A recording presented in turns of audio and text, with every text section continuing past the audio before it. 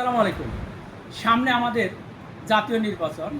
এই জাতীয় নির্বাচন ঘিরে সাধারণ জনগণের মনে বিভিন্ন ধরনের অনুভূতি, বিভিন্ন ধরনের কথা, বিভিন্ন ধরনের কষ্ট লুকায়িত রয়েছে।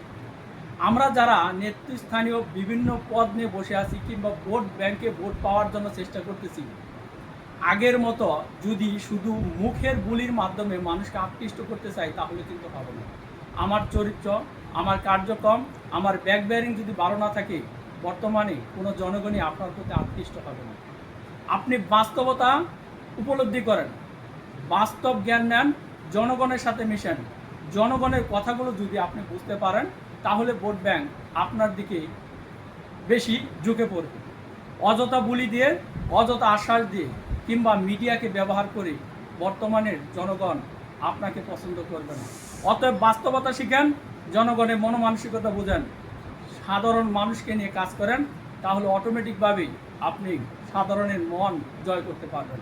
ধন্যবাদ সবাইকে।